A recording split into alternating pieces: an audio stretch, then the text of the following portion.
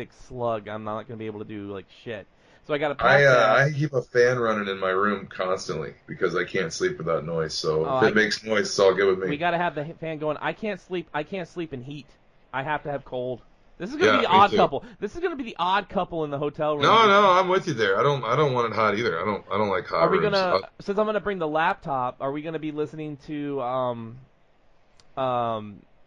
H.P. Lovecraft books on tape at night? Maybe.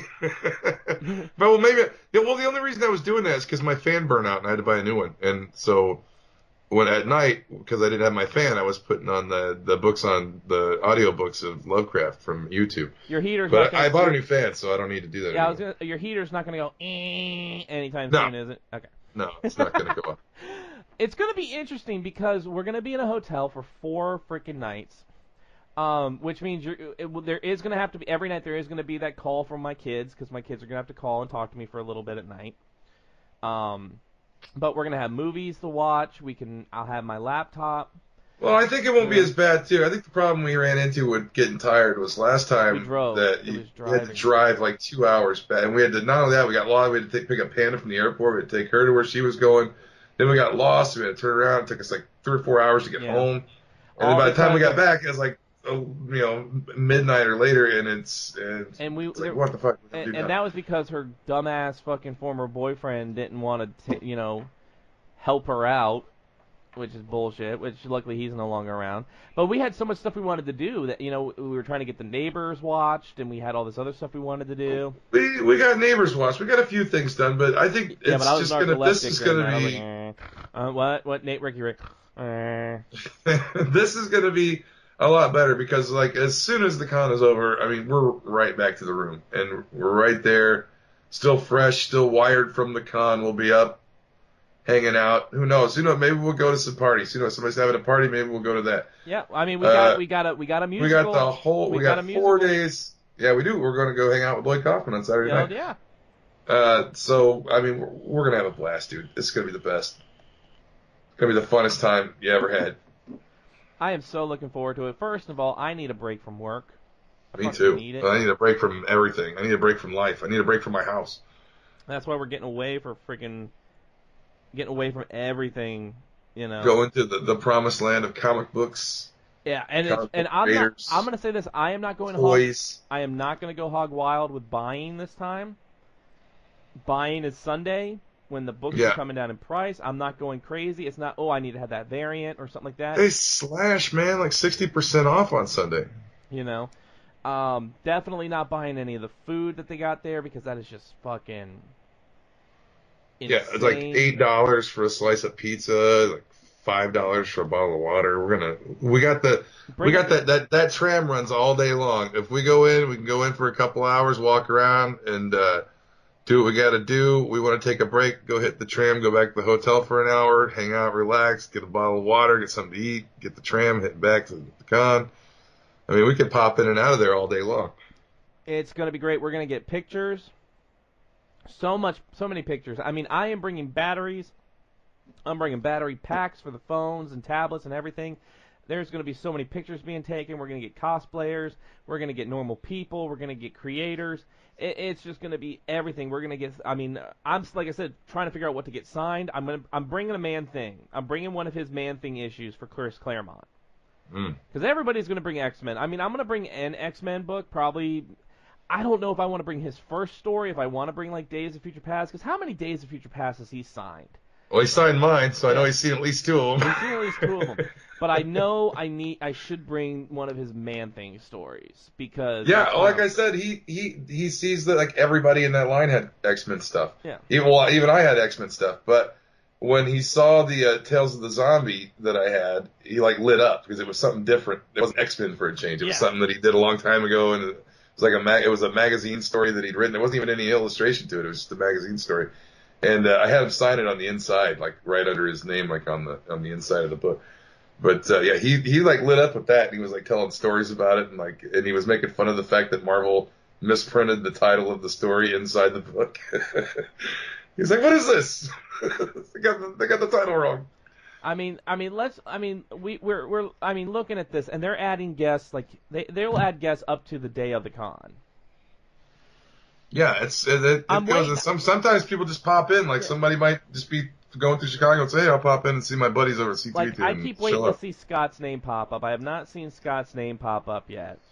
Yeah, I don't know. I think he's. I don't know if he's doing any more cons this year. Like he was talking kind of like he was taking a Because break I here think he for. just did I don't know. WonderCon. I think he just did WonderCon. Yeah. But there is a slew of names here. Brian Michael Bendis is going to be there, and yes, we give Bendis a lot of shit on this show. Yeah. We give him a lot of shit, but we actually have legit questions for Bendis. Well, I mean, I'm not so far into the Bendis hatred that I'm not willing to give his Superman a shot. I'm waiting to see what it's going to be like. I hope he don't kill Crypto. That was the thing he was trolling everybody with. But Yeah. because you know I love Crypto. But Oh, I mean, yeah. I'm willing to give his Superman a shot. I mean, how bad could it be, really? Yeah. He's written some good stuff before. Claremont's going to be there, as we said. Christopher Priest is going to be there. His run on Black Panther was amazing. Yeah, I think he's doing Justice League now. Yeah, he's got Justice League and he's done Deathstroke. Of course, Cullen Bunn. We're going to try to... one-timer this show, one-timer the old show. Yeah. So that's definitely someone we would love to talk to in person, since he's a former guest. Chief, you want to see Jerry Duggan. Yeah, I'm a big fan of Jerry Duggan's Deadpool. A lot of people don't like it. A lot of people like the old X-Force style Marvel 90s Deadpool, but I'm a big fan of Duggan's Deadpool. I think it's a lot deeper. It's more comedy, but I think it's a lot more real. You know what I mean? It's a lot more down to earth Deadpool than we've seen before. And I don't think that it's funny to me. Him and Jerry Duggan and Brian Posehn did that Good, the Bad, and the Ugly arc in Deadpool, which was when Wolverine and Captain America came into it. And that was probably the most serious Deadpool arc I've ever read. Like Deadpool, like depressed Deadpool and sad and caught in a catch-22 because the scientist that's stealing his body parts and creating Korean mutants had his daughter and was threatening to kill her if Deadpool ever stepped out of line, and then told him he better just let him take the organs he needed from his body and keep regenerating organs. And so he was kind of resigned to doing that. And it took the Agent Preston, I think is her name, that was in his head. The ghost of her wouldn't let him quit and said, "Look, you can't just lay here and let this guy do this. You have to stop him." And Deadpool's like, "No, I can't do anything. You'll kill my daughter or whatever. I can't do anything." And so she found out she was able to actually move his body with mental thought. She could control Deadpool's limbs, but it was really shaky. So she had him like fucking zombie walk up to the roof of this building, and she said, "There's 2 guards down there. I'm going to throw your body off this roof. You better fight or they're just going to kill you." So she just kind of threw him off of a building, and he just kind of landed on the ground next to these 2 guards, and he kind of snapped into assassin mode and took him out. And then he was like serious, angry Deadpool for like 4 issues. And you didn't see that too often from Deadpool. He's always with the wisecracks, and he's the merc with the mouth. But in that arc, the Good, the Bad, and the Ugly arc, Deadpool is serious and he's mean, and it's really good. And it's just weird that 2 comedians wrote that arc, and it's one of the more serious ones. Jason Aaron and Jason Latour will both be there. 2 guys. I've met Jason Latour before. Let me tell you, Jason Latour, stand-up guy. So last time I was at C2E2. I guess he was about to do like a signing at like the Marvel booth or something like that, or one of the booths. And I was standing like first in line at his table, and he came back to get something, and he was like, "You know what? I'll go ahead and sign your books right here." And because I told him a few of the books were for my daughter because she's a huge Spider-Gwen fan. So he actually drew like on a sketch cover, or actually no, I think it was on the Scotty Young cover. He drew like his version of Spider-Gwen on that cover. So stand-up guy, Jason Latour. So I'm excited for that one. Now, Chief, I want to know, do you want to meet Jill Thompson? Sure. You want to meet the writer of Scary Godmother? No. I don't. Why is it she is at every C2E2? Like every time I look she must be from Chicago, I'm guessing. She must be, because she is always there. Well, Doug Walker is he's usually there too. Um, But Doug's actually talented. yeah. Did I say that? No, I didn't mean that.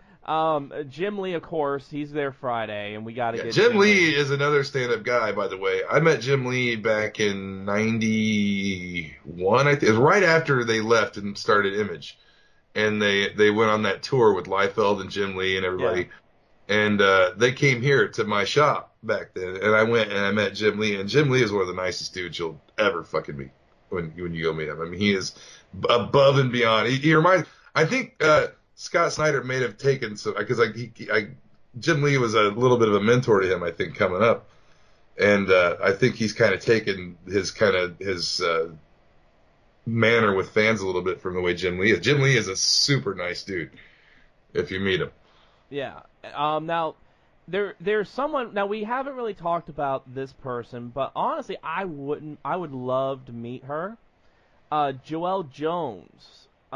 She actually is. She drew the art for the arc where Batman and Catwoman go after they get engaged. They go to the desert to meet Talia. Yeah. She was the artist on those books. That was some cool use of the desert scenes. Were some really cool like light and shadow. The ones with Dick and Damien when they were waiting for him at the gate to come out. The desert scenes of that was really cool looking. She's a great artist. I mean, she's fantastic. I would love to sit down and talk to her because her art is just amazing. Those are some really really good issues on art and. I want to say she also did some the art for the arc where where Batman. Yeah, I think she did the art on the arc where Batman and Wonder Woman go to the fight the Horde. Oh yeah. When when the Gentleman was in it. Yeah, so she has some really good art. So definitely, I would love to talk to her because they're just great. Hey, Jock's gonna be there. Yeah. Good art from that dude for sure. Art Balthazar, I don't really care very much. You're looking at it too. Yeah. Yeah, I had to bring it up. Mark Waid, of course, we got to say hi to Mark Waid. Yeah, Mark Waid's there. Now, Charles do we try for Mark Miller? Because I don't know. Will he even talk to press, or do we have to buy the VIP tickets? Yeah, I don't know. I'm not going to go out of my way for it. There's Claremont. He's Neil cool. Adams. Neil Adams is cool. For anybody wanting to meet Neil Adams or have him sign anything, he charges like $30, I think, for a signature. But a great artist. Drew the quintessential Batman of the '70s, I think. Yeah. And Neil Adams is an icon. It's worth $30 to meet Neil Adams. Yeah. Tom King is a definite with Tom King. A few people have canceled, but nothing too big. Of course, people they sign up, they cancel. It happens all the time. Yeah, I mean, Ron Liefeld was supposed to be there one year, and he canceled last minute and didn't show up. Yeah. I mean, Morgan from The Walking Dead canceled. Now, I don't know if that's because he heard Chief was coming. Or what. I don't think so. I've got no animosity towards any of the actors. It's my animosity lies with the showrunners and the people trying to make a quick buck off of shock value. Yeah. Now they have added Aaron Douglas, who was in Battlestar Galactica, the reimagining of Battlestar. Yeah.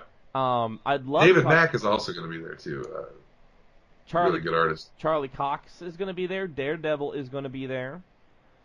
CM Punk's going to be there. Now, I would love to meet Daphne Zuniga. She's going to be there mainly because she was in Spaceballs. Yeah, she's in a lot of stuff in the 80s. Frank Cho also going to be there. Frank Cho's a great artist. I love his work. Amazing. I got to get my Savage Wolverines out for that. Now, here's my question. On this show, we have had the original Red Ranger from Mighty Morphin Power Rangers. Yes, I almost forgot about that. Because I got him at Virginia Comic Con. The original Blue Ranger, David Yost, is going to be there. Do we go for 2 Power Rangers? Whatever we've got, I'm seeing that since we don't. He's there all days. We've got tons of time. I don't know, how communicative C2E2 is with us and how we set up.